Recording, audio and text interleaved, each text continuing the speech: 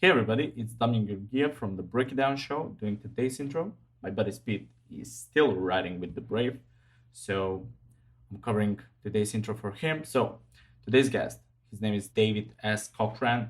He is graduate from the University of South Carolina. He is currently working as an emergency medical technician.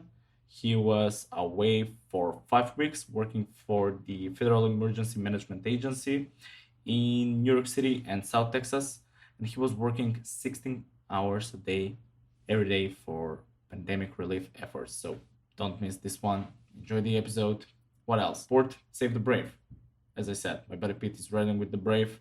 Go to savethebrave.org, buy some t-shirts, donate any amount of money you can. Let's help these guys out. Also, support the show. You can watch the YouTube videos, you can listen to the podcast, you can subscribe, you can email us at pete@breakitdownshow.com, or even you can email me at damian@breakitdownshow.com. Comment anything you want. Hey, we want to change something. Hey, take a look at this. Hey, I think I have some suggestions on the production side. Hey, let's bring this guest on the show. Let's hear what David has to say. Enjoy. Lions Rock Productions. This is Jay This Moore. is Greg Proops. This is Jordan Harbinger. This is Dexter from The Offspring. This is Nathan This is East. Sebastian Younger. This is Rick This Morana. is Stuart Copeland. This is Mick Gillette. This is Andy Summers. Hey, this is Skunk Baxter. This is Gabby Reese. This is Rob Bell. Hey, this is John Leon Guerrero. Hey, and this is Pete A. Turner. How's it going? This is David S. Cochran, and you're watching the Break It Down Show. And now, the Break It Down Show with John Leon Guerrero and Pete A. Turner. David's got a little construction on his end. We got a puppy dog in our back door, a neighbor that is learning how to use its voice. So we may get some barking and some drilling and everything. But I think ultimately David will be all right. This is sort of the modern way that we do these things, is by getting it done, getting it in. I'm in a tent in my backyard, for crying out loud, trying to keep out of the house because my girlfriend's doing something on the other part of the wireless. You know, it's just the modern world. I also have airplanes flying overhead as they land at John Wayne Airport. What part of the world are you from? Philadelphia, city of brotherly love. Yes, indeed. How come you guys are such crap fans? Why are you guys so horrible to people in that city? Is the brotherly love like this animosity-driven love? Hey, I am a diehard Eagles fan. I bleed green, and we get a little out of hand, but it's passion. It's passion that drives us. I love it. Wait, what city are you from? I'm from the Bay Area up north, but I live down in Orange County now, where it's just a little bit more perfecter, in terms of like weather and things. So, yeah, just a bit. Yeah. It's nice down here. How was the weather right now? Is it cold up there? Yeah, we've had like 40 inches of snow so far this year. Actually, it's 65 and sunny today. So, yeah. Oh, okay. Well, you got us, Pete. It's not quite 65 yet, but it will be soon. That's nice, man. Nice. So we're not here just to talk about the weather. You are you're an interesting cat. You've written a couple of books, and you deal with folks who do hard things, whether it's firefighting or EMS type things. Let's talk a little bit about your background and how you got into this spot, and then what pushed you to start writing some of these stories, because that's if there's a big leap, it's going from that world into writing books about it. Yep. Yeah. So quick background about myself. I graduated from the University of South Carolina. Go Cox. Not too good lately with sports, but after that, I wanted to pursue a career in medicine, particularly pediatric emergency medicine. So I figured becoming an EMT would be a great way to get my foot in the doorway, kind of get my feet wet with that emergency medical services and whatnot. So I worked for about 3 years now, and then I was offered a position on the National Emergency Response Team, which is contracted with FEMA. So we are deployed whenever there's a natural disaster, be it a hurricane, forest fire, blizzard, and obviously a pandemic. So we have to keep a bag packed constantly, and we get the call, and within an hour, we're heading to that disaster zone. Yeah, let's talk a little bit about that, because being deployed and providing aid, that's sort of where our knowledge stops on this topic. So something jumps off, there's a hurricane. Are you deployed in advance, like once the president declares emergency, or what trips that wire for you guys to get to motion?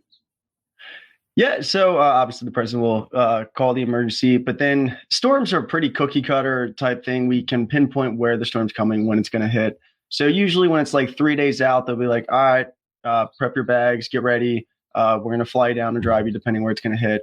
And we'll set up our base right outside of that disaster zone. So as soon as the storm hits, we can go in. But the pandemic, it's obviously been chaotic, and there is no specific disaster zone, and it's kind of hard to pinpoint when. So it's just keep your phone ready to go at all times.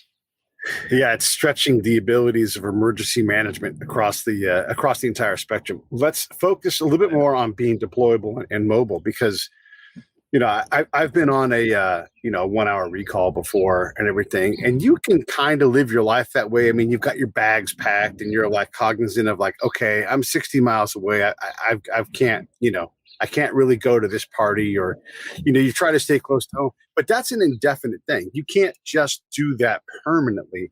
So what are your guys' instructions? How do you live day to day? I mean, if it's during hurricane season, you can get called up, you got 3 days, but there's so many different times when you don't have that luxury. How ready is ready for you guys? As ready as a duffel bag. I have a gym bag in my car at all times with 3 rolls of toilet paper, a towel, change of uniforms, and toothpaste, toothbrush, and that's it. Because when we're out there, we'll probably go. Sometimes you go a week, even 2 weeks without showering. Because usually, especially with a hurricane, you're just kind of put into like a abandoned like warehouse. So there's no electricity, no running water. You have to wait for the shower truck to come around. Whenever that may be. Although that shower truck, sweet showers. I mean, literally one of the best showers of my life was along the Sava River. And oh my God, it was warm. It was powerful. It was so great. I love it. Yeah, no, it's funny. It's a hard life living like that, though. So are you on a contract where you're only getting paid when you deploy, or are you constantly getting paid? I mean, because to be in a state of readiness like that is for them kind of work. Like, you have a bag, you're ready to go, you're prepared to live on the very edge of survival when you push forward. How does that work for you? Yeah. So day to day, it's my company itself. So I get paid through, it's a private company actually. So typically work in Philadelphia. And then as soon as FEMA sounds the alarm, my pay shifts to the government. Not sure how exactly to do that. And then I receive my checks from the government until I return back from my deployment, whether it be 4 weeks, 6 weeks, 2 months, whatever. And then that deployed status, I mean, every deployment's different. Every catastrophe that you service is different. But what does a day look like for someone like you? I mean, you wake up at when, you do what, and then you go to bed when? So I guess New York City is a good example. So New York City was the first deployment we had when the world was coming to an end back in March for about 6 weeks. So every day I started my day at 6 a.m., reported to the base by 7 a.m. I was out on the streets until give or take like 10, 11 p.m. Head back, take a quick shower, sleep, and start. It was like Groundhog Day. It was like that for 47 days straight, not a single day off. How long are the days? Days, they range.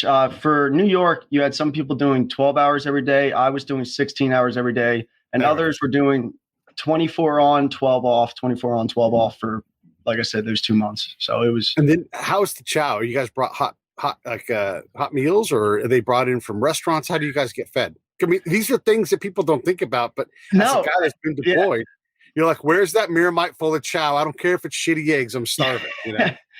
I love you asked that, because our first night there was so chaotic because, like I said, no one really knows what to do. There's no playbook on how to deal with this pandemic. So our first night there, we were so out of sorts that our dinner was a cold cheeseburger with a slice of cheese and no bun.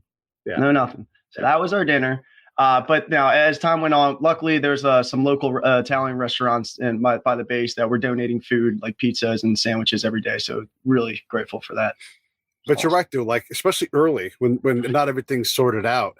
Like in the Army, we get like cases of food brought to us. And granted, it's hot, but those eggs, they're green. And they're not green because they're not good for you.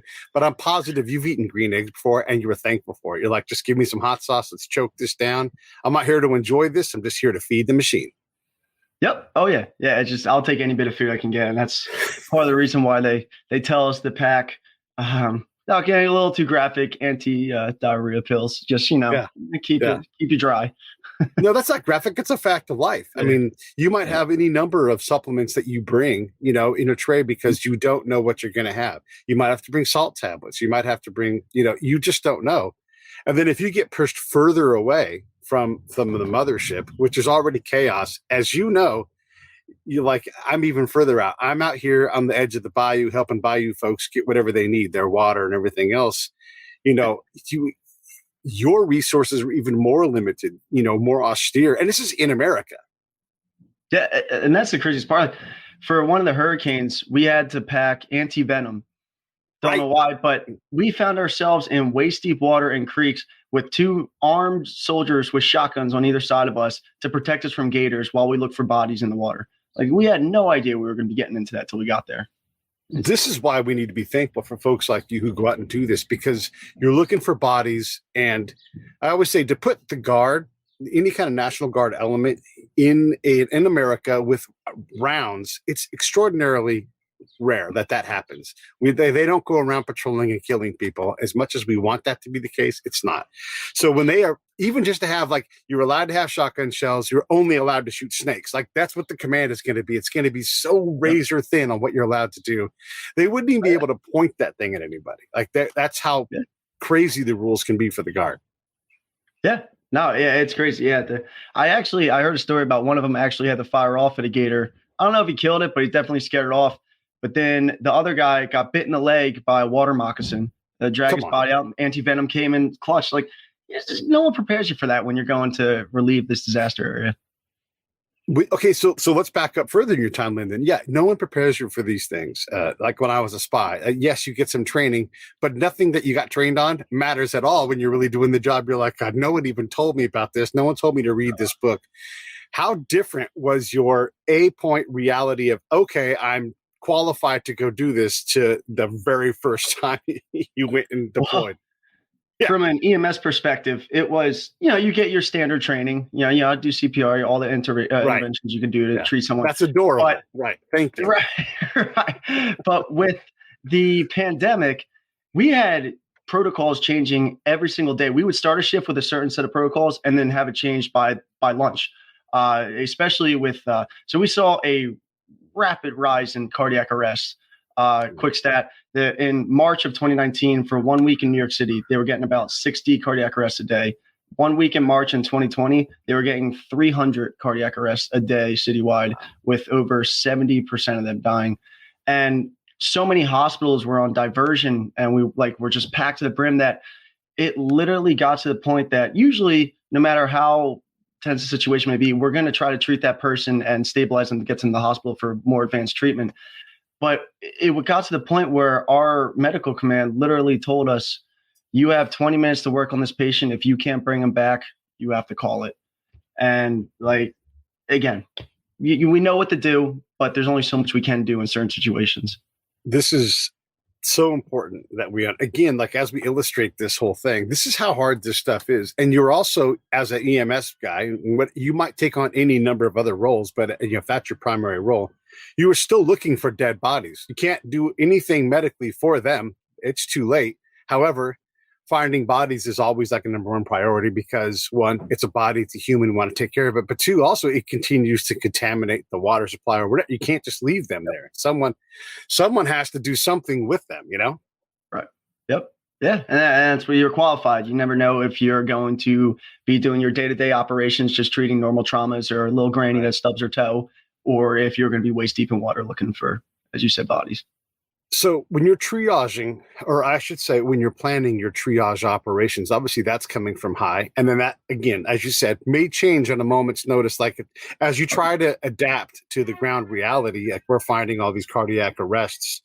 But how hard is that to adapt to, and like mentally? I mean, we think about like, okay, we're not going to wear masks because there are not enough of them. Then we're going to wear masks, to keep your fingers off your face. And then. And America hated that. To like make up your damn mind, So you're dealing with that reality on the ground, but from two directions. You've got the person you're dealing with, who you're trying to help, or the agency or the element or the business. And then you have your hire that's changing its mind on the best way to deal with that. How is that to be in the middle of that? Yeah, and I actually talk about this in the book. There's a perfect example of this is, as I said, we can only work on a patient for, this is actually in South Texas, one of my FEMA deployments there. We can only work on a patient for about 20 minutes at that time, but we are in these people's homes surrounded by their families. We're not in a secure hospital room or anything like that. So this wasn't me. One of my coworkers and his partner went to a scene, and they got called to, it was originally just the dude fainted, then he got upgraded to a cardiac arrest before they even arrived. So when they walked into the house, he was surrounded by 40 family members, and they were yelling at them like, "What are you doing? Why so?" Long story short, they had to call it. The family turned into an uproar, and they started throwing stuff at them, cursing them out. Police had to be called to the scene just to make sure the EMT medic got away from the scene safely. So you're trying to please your protocols while also giving it the very best shot you can to make sure that this person and their family is safe and healthy. The triage protocol, or whatever the official word is what it is. But again, you're on the ground there. You've got to deal with that family, and also look out for your well-being. How often do you find yourself completely alone from any of your peers? More often than not, you're alone. I had first night in New York City, I had no idea. I knew Manhattan from the tourists and all, but I'd never been to Queens or the Bronx or Brooklyn. And of course, we were all in those different boroughs. So our first night, we had 12 to 14 calls, I believe, in that first 7 hours. We were running rapid because when we arrived, they had 700 calls. I believe it was 500 to 700 calls pending, waiting. And the wait times for people that were calling 911 was about 9 hours. So they were so swamped that we were just going from one call to the next call. And we had no idea what we were walking into. I was asking people inside, like, "Hey, how do you get to this apartment? Where do I go here? How do I get there?" Yeah. And luckily, people were nice enough to help. But we learned fast that when you're out in the streets, you're, like you said, you're alone. And my partner was up in one of the apartments helping a woman who was vomiting at the time. So she was getting her ready to walk down the stairs. So I went ahead to the truck to pull out the stretcher and get it all set up for her. When I was pulling it out, a man came up to me, stood within 6 inches up from me, looked me dead in the eyes, spit all down the side of my face, and then walked away. Just walked away, mumbling, "What the is the matter with you?" As if I was in the wrong for whatever I was doing. So they have a running joke that it's called airmail. It's not funny, but for us, it's funny because you got to make light of it somehow, that they literally have to watch the skies and watch the upper apartments, because if they're working on someone on the streets, people will literally throw furniture, water bottles, whatever, out their windows to try to hit the first responders while they're working. So Say what? Let me do my Oprah. What? Yeah. It's crazy. I couldn't believe it. Why? Don't know. I have no idea. I wish I could tell you, but really don't know. We're a nation of assholes. That's why. I mean, I'm assuming it's obvious that you're there to help. I mean, you probably have some kind of, I know the emergency management world, maybe you've got the vest on with your appropriate color. In some way, you're marked as someone who is there to help. Yeah. And just, it's actually when you brought up the vest, they're now issuing more and more bulletproof vests, because there was a strain. I don't know if it's still an issue, but there was a period in time. I'm in a reflective vest, like the team vest that they have. But you're right. You need a plate carrier because you don't know. People are in distress, and you can't assume that you're going to be well after the end of the day. You just can't. Yeah, no. Like I said, there was a strain of calls where EMTs were showing up to false calls just to get mugged and shot. There was a couple of EMTs that were shot, killed because they responded to a fake call, and they walked into the apartment, never walked out again. So they're starting to issue more things. And my third or fourth night in New York City, when I was loading up a patient in the truck, literally 1 block behind me, there was a drive-by shooting, and the Charger came rocketing by me right after. So just, you never know. And then, and this is the point, I'm sticking on this ground truth reality stuff. And then after that happens, someone hucks an office chair at you, you laugh because it misses you and the person that you're helping. You get them swatted on the ass and into an ambulance or back into whatever it is. Whoop, right on to the next call. Yeah. No time for I mean, you can brush shit off yourself, and then it's like, who needs help next? Because I don't know how many of you there are in the case of having 700 calls, but I promise everybody it's not nearly enough. I mean, it's not. It's. I bet. What would you say? Are you half staffed before you'd actually need to deal with that many people? Yeah, so I'm just throwing out some numbers that they gave me throughout my deployment. So the stations were about 22% less staffed than usual because the virus, they would have to be mandatory out for 2 weeks if they tested positive. Then on top of that, the normal call that a normal crew ambulance would run each day was about 6 to 8. We were running 12 to 14 every day for weeks on end. So we were, and not to mention, every day we were given a new list of hospitals that were on diversion, which means that we can't bring any patients to them. So I had some days where the closest hospital to me was over an hour away, like across the city. So you have to keep these people stable, get them an hour away to the hospital, and immediately clear up to get to your next call. And then are you handing folks off into the ambulance and you're like, see ya, I'm back out to go get to the next, or are you rolling, are you off the grid for a third of your shift to get them back to the hospital yourself? Ideally, they wanted us back on the streets as quickly as possible. But the earlier stages of it, like I said, the hospitals were so swamped that wait times to get the patient into the ER was I think some crews had to wait 7 hours. And the longest I had to wait was 4 hours. So we were off the streets for 4 hours, which just made the workload even harder for those who were still in the streets. And there were some hospitals that were so backed up that they had to convert our ambulances into additional rooms. So we would back our ambulance up and they would just slap a number on and be like, all right, this is room 22, room 23. And we weren't allowed to leave until that patient was good to either get brought into the hospital or get released. So. One of the things, and let's talk about COVID specifically here. We talk about New York or just nationally how you understand it. But one of the things that is a little bit puzzling for folks, and again, if you don't know the EM world or the military world, we have the potential to have all the hospital capacity we would need, maybe not at a national level, but we have the Comfort, the Mercy, these hospital ships that the Navy can park, and we largely, as far as I know, didn't hardly use them at all. The military, the Army can set up an entire hospital in hours, right? I mean, it's an incredible thing. Those are definite resources we have, but it is hard to employ them well. And then you have a place like New York where you can put a hospital. You can make all of Central Park a hospital. That doesn't mean you're anywhere near Central Park and within an hour of that place. And again, global pandemic. So what do you make of our inability to take these? It's such a story. It's so sensational when we deploy these things. And I'm going to bring up an example here in a minute after you answer this, but when we look at that, we have these hospital ships that are wonderfully capable. Maybe it's not the right tool in a pandemic. Maybe it is, who knows? But a field tent filled with patients, even if it's at 20% capacity to spread everybody out, we can find an open field and every high school in New York could have one. Why did we struggle with capacity when we have all of this potential capacity ready to go? Yeah, so from my end of it, so we had strike teams and task force. Task forces were in charge of 911, so I was a task force. So I was on the streets running 911. But strike teams, so these additional resources we had, like that Navy ship that came in and the tents that were set up in Central Park, and then again in Texas when they added additional things.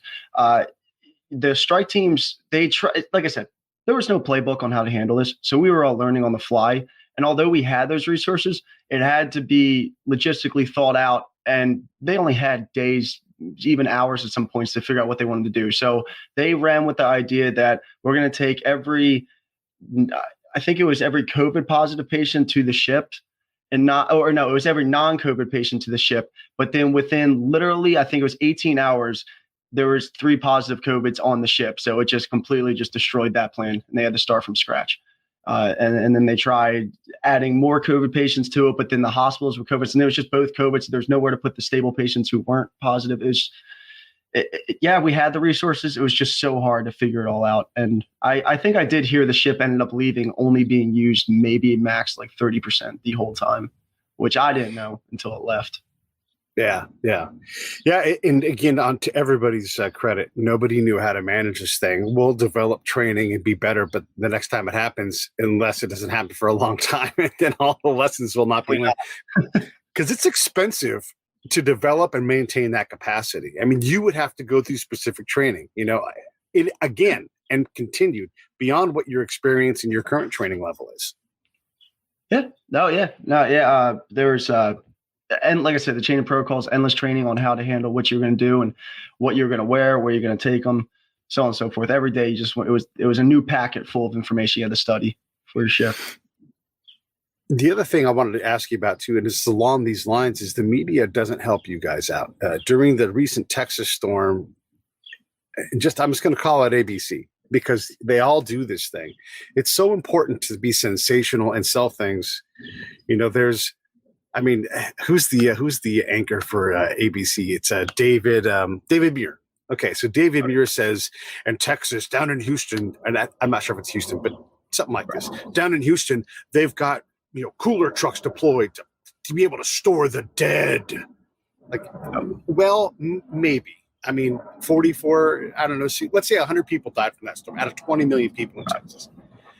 And to sensationalize something like that, this is a normal response. We're going to the emergency manager flexes in capacity. Maybe it's he flexes in or she flexes in the Army to, hey, we have a mobile morgue. We'll have it here in this area, anticipating this could be a spot where you might put it there as a hub. Like, we're going to bring bodies here because this is where the morgue is going to be. This does not mean that there's going to be mass death and destruction. And I think it puts you guys in harm's way more than you need to be because people are now terrified that the cold is going to come get them. And not to make light at all of the tragedy and the deaths that did happen, but to report that in that way. And he definitely sold it like, here comes the death. Yeah. Thank you so much for bringing that up because it was not only the virus effects that kept us busy, it was partially how we handled it that kept us even more busy. Like you said, these people were they were in lockdown. They couldn't go to the gym. They couldn't go out to public places. They couldn't go anywhere to blow off steam. So they were just sitting in their little 10 by 10 apartments, watching the news all day, every day about how everyone's dying. The world's ending. There's no end to this. So we ended up becoming therapists for a lot of people. We were called. I had at least 4 or 5 calls every day. Just someone that just wanted to hold your hand and just tell them the information that they need to know and let them know that it's going to be okay. And they're not as alone as they think. Because the people that we weren't able to do that for, we saw a jump in suicides about 200%.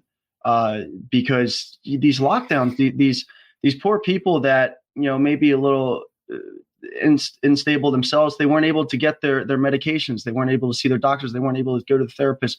They weren't able to do the things that they usually do to relieve their stress and anxiety. So we were walking into suicides in all its forms. And those who maybe didn't commit suicide yet, I walked into apartments that had stick figures drawn on the walls with names because that was their friends. So it wasn't only a virus itself, it's also partially how we handle the virus that kept us going and going and going every day.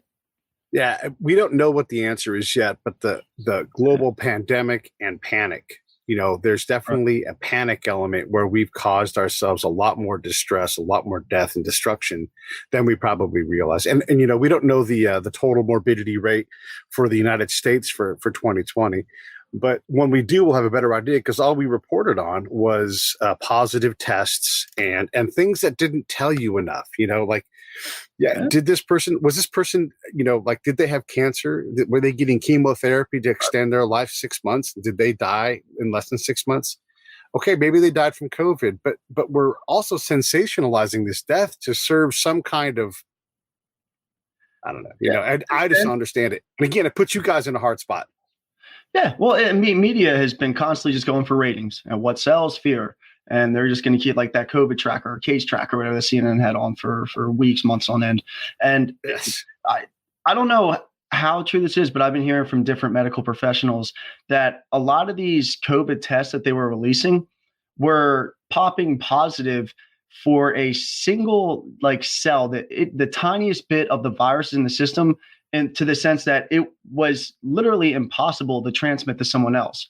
But the test was picking it up. So there were some positives out there that weren't truly positives. So like you said, there's no way to tell what the actual numbers were, and I don't think there ever will be a way to tell what the true numbers were. Right? And to be fair, everybody was incented to be positive, and if you give a business an opportunity to make money by just simply saying, yeah, they're positive for COVID. No one's going to come back and check. And yeah, let's not get too much into that now. I'm not get too distracted by that, but I definitely wanted to spend some time just illustrating how challenging it is to be someone like you or to run a team of yous, and how there's never enough of yous to go out and deal with these things. We're using the pandemic in this case, but it could be a forest fire. It could be earthquake recovery. It could be anything. And you walk in and yes, you're EMS guy, but there's also a lot of other disciplines that are there as part of the same team. How could you even put your hands around how many other disciplines besides just emergency medical services there? I mean, who else is at these scenes doing active on the ground, human engagement? Oh yeah, it goes well beyond EMS. Every call we went on, you had the fire departments involved, you had PD involved, National Guard in some cases were involved. There's so many pieces that go into this, is just working on the scenes. And like I said, we had no idea what we were dealing with. We had no equipment for some of these calls. So it was kind of nerve-wracking to orchestrate how we want to go about this while also remaining safe. And, like I said, with the patients who were, I don't want to say off their meds, but they were a little unstable at the time and they were a little crazy when we walked in, okay, are police going to handle the majority of this call, or are we going to try to talk to them? So there's a lot of working pieces to try to get through this. If you could adjust, and just EMS, if you could adjust one thing to make it more, to empower the people on the ground, the people like you that are out there putting their hands on Americans, what's one thing that you would address? More or less, completely new thing, whatever it is, but what would you do? Like if you could say anything to the head of FEMA right now, what would you say? Like, here's a change you could make to make our job not easier, but just less chaotic. Sleep. I could certainly use some sleep. A good night of sleep for me was about 4 hours. No, but in all seriousness, EMS is working even pre-pandemic, and I'm sure post-pandemic, a lot of EMTs and medics, because I'm not going to get political in the sense of getting the pay right now, but the pay is not anything special. And a lot of EMTs and medics with families are working nearly 60 to 70 hours every single week just to keep up with their bills. So the people that we rely on most in our lowest moments, whether it be trauma or illness, they're showing up to their doorstep on literally maybe 3 or 4 hours of sleep for each of the 4 nights prior to showing up to that doorstep.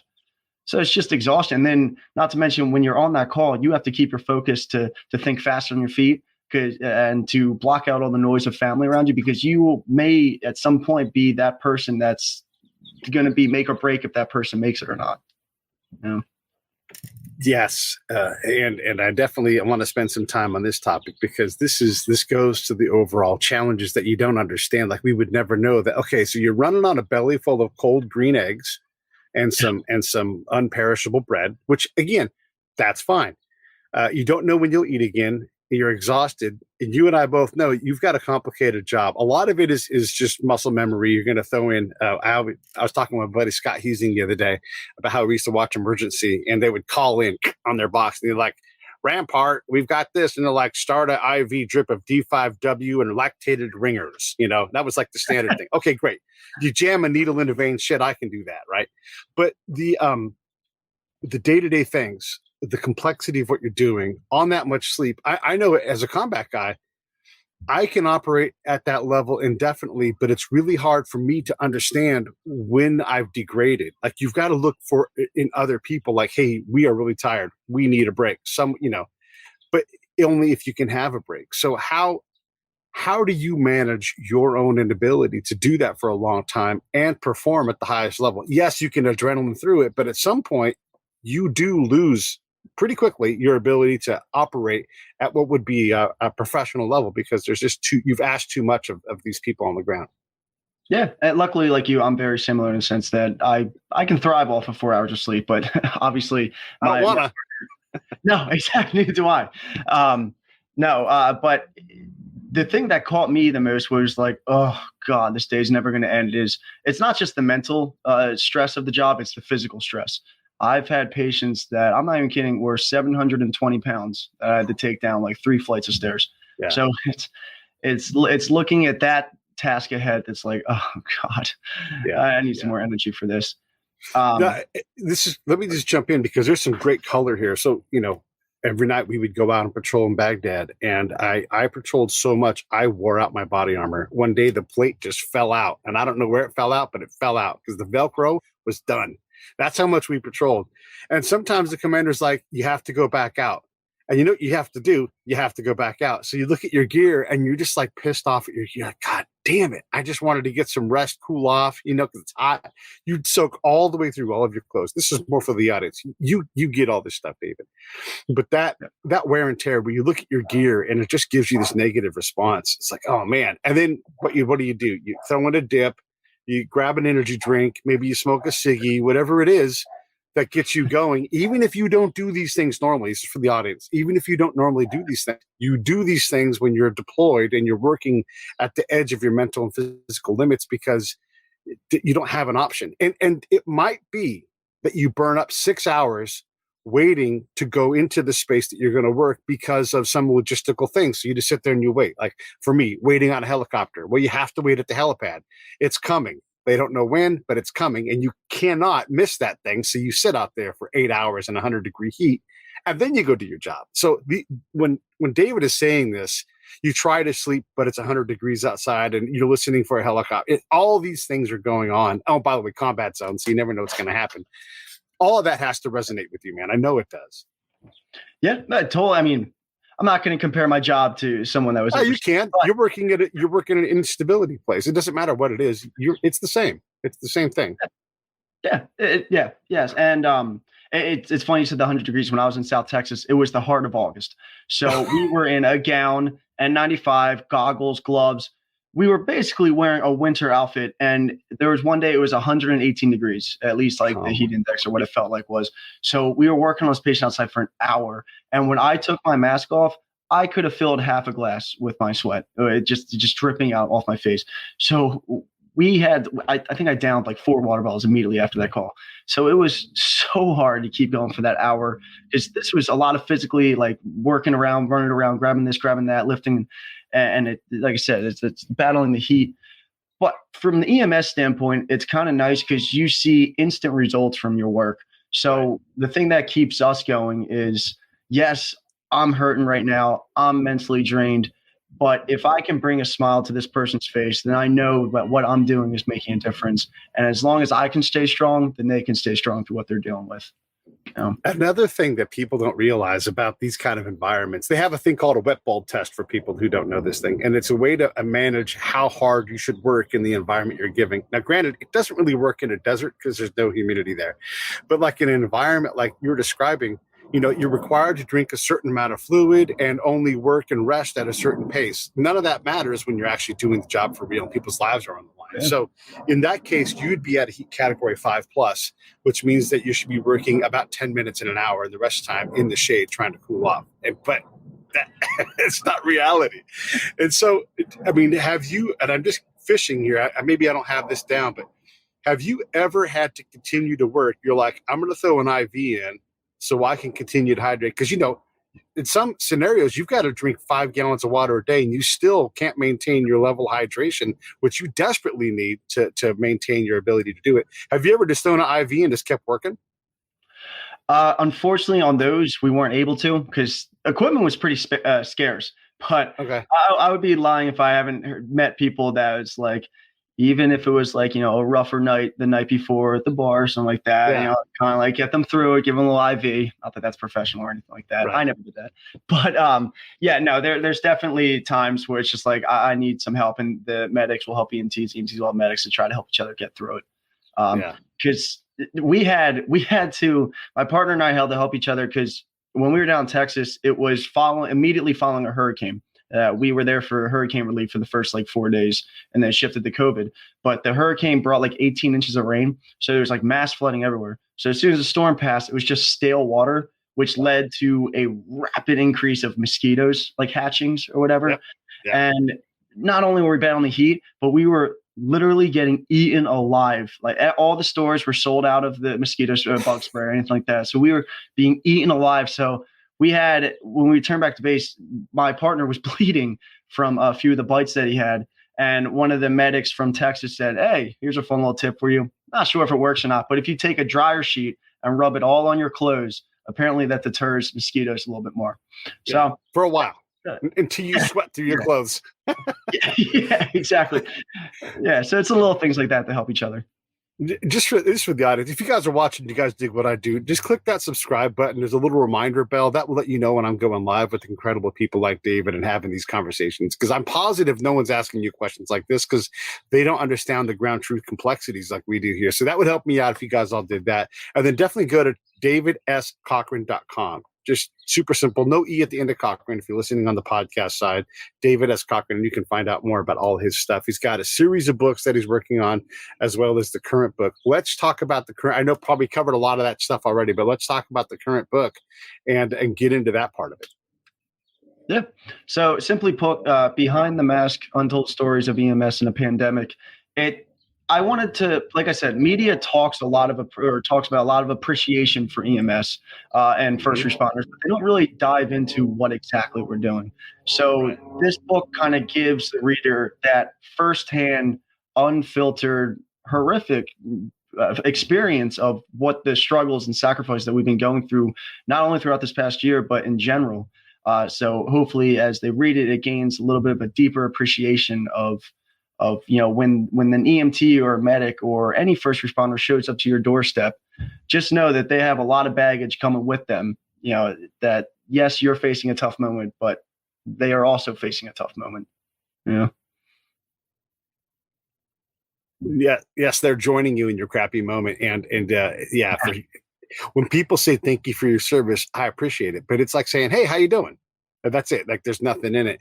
You guys are for sure. And again, this is going back to a few minutes ago. You definitely can attribute what you guys do to the most challenging conflict zones, because you are absolutely burning up your body when you do these things. You are being exposed to pathogens that may or may not present themselves for decades. You don't know. I mean, you think about walking through a flood. You know this as well as I do. There are chemicals in there and access to whatever snakes that the National Guard has shotguns to take on. All of these things are out there. You're drinking energy drinks. Your diet is garbage. You're not getting enough sleep. You're breaking your body because you're carrying all this gear around and everything. All this stuff is part of what you do. So I'm going to say it for all of us. We don't understand how hard you work. We know you're incredible, and we appreciate what you all do, because as a guy that's done similar kinds of things, it's remarkable that we can put you guys in this incredibly complex, dangerous life shortening environment, and then just pay you peanuts. It's just insane. So thank you for taking that sacrifice on for all of us when we're in most desperate need of help. There's David helping us out. Thank you. Really appreciate to hear that. We all do. Yeah. So why a book though? I mean, you're an EMS guy. You guys don't normally write books. And if you do, it's like sexy doctors in the broom closet having sex with the nurses, that kind of thing. But you didn't write that book. No, unfortunately, I haven't had any of those experiences. But no, I didn't know I was going to be a writer either. I never went to school for writing. And when I tell everyone I wrote a book, they're like, what? You? Yeah, right. No. So a lot of the ways I could relieve stress at night, because, I barely had any sleep. So instead of staring at a ceiling for 3 hours, I would kind of write about what I experienced and what my coworkers were going through. And like I said, I figured it was kind of a good way to share with the world what exactly is going on behind the scenes on these day-to-day, on why we want to appreciate the work that EMS is doing. Yeah, no, I can appreciate that. And even though you went to a state school in the South, you seem to have made yourself well-read and well-spoken. So I can appreciate that. I'm just taking a poke at him for his Southern USC school. So yes, the real USC. The real USC. Go Cox. Cox. Well, I don't know why there's not a USC versus USC fight game every year. Like that should just be standard. Yeah, well, our big rival's Clemson, but they've been blowing us out of the water as of late. So. Yeah, and you got a chance of beating the other USC because they're not always all that good. So sometimes they're incredible, but if they're not cheating, then they go back to the pack a little bit. That's my dig at this USC over here on this end of things. I'll stop making fun of colleges now and get back to work with you.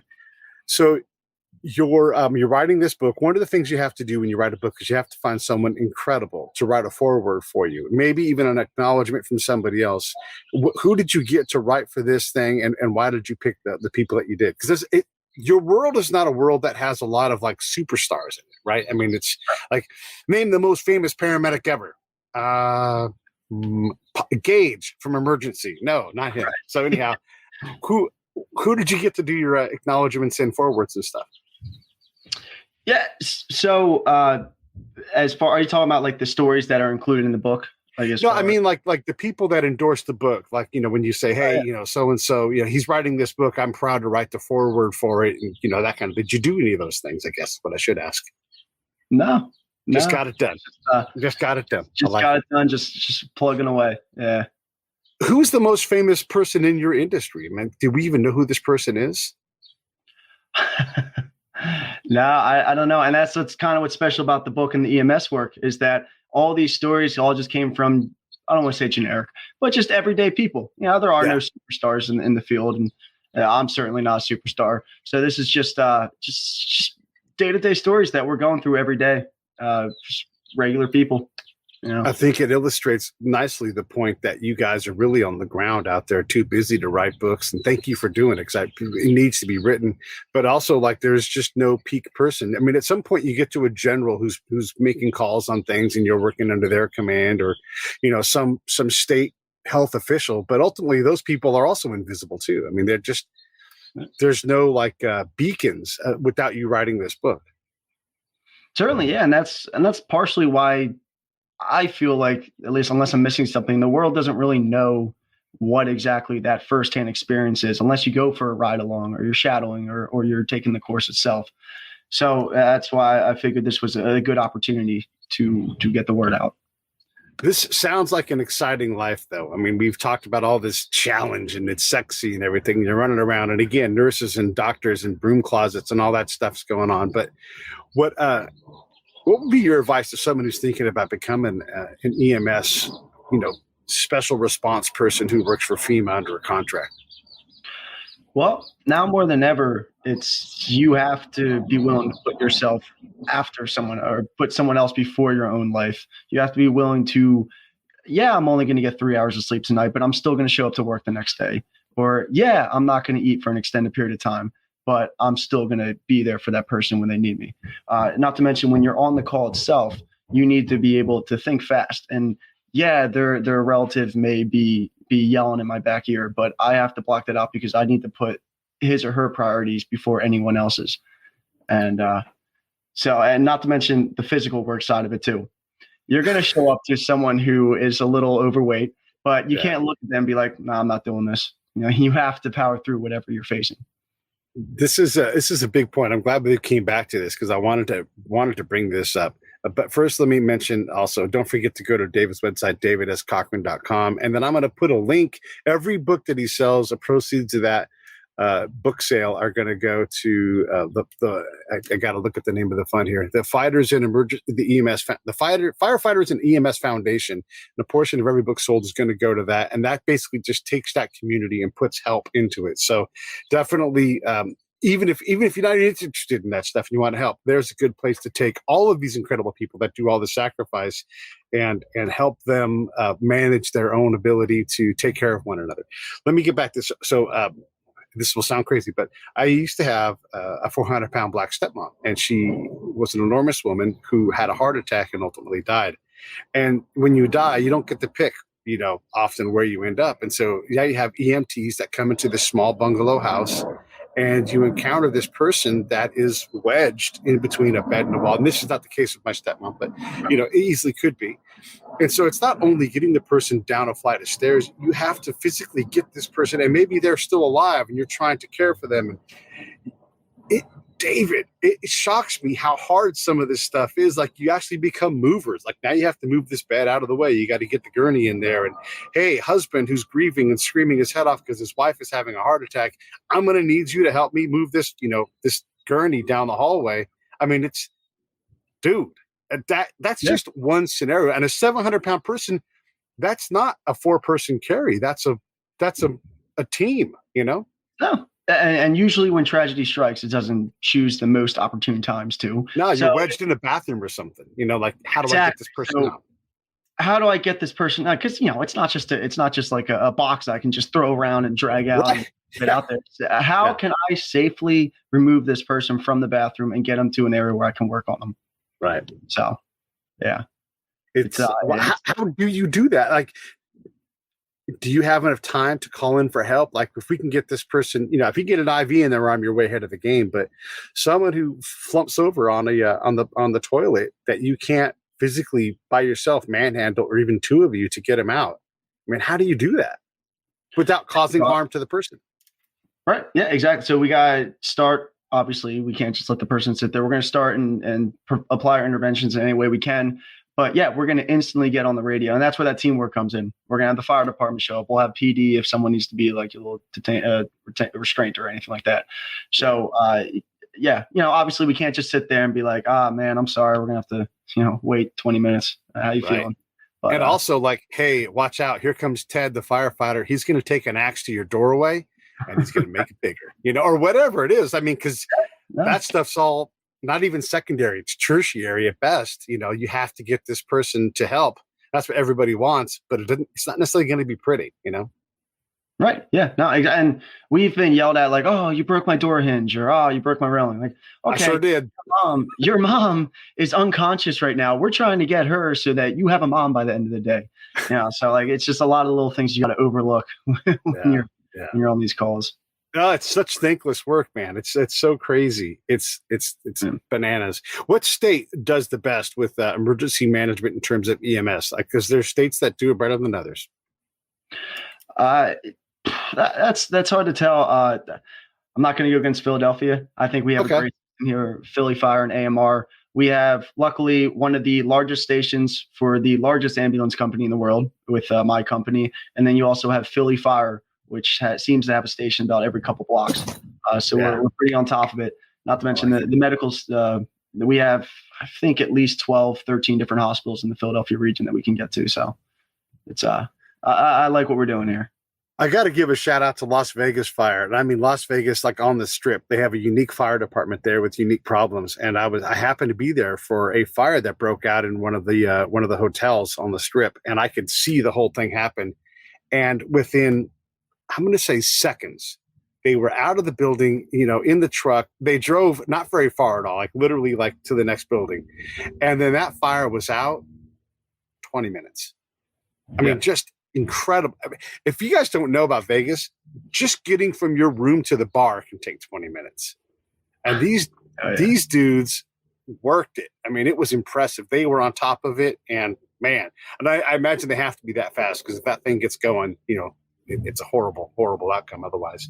Okay, let's talk a little bit about the foundation and what they do specifically. I alluded to it earlier and talked about how your book is going to contribute to it, but let's talk a little bit about that.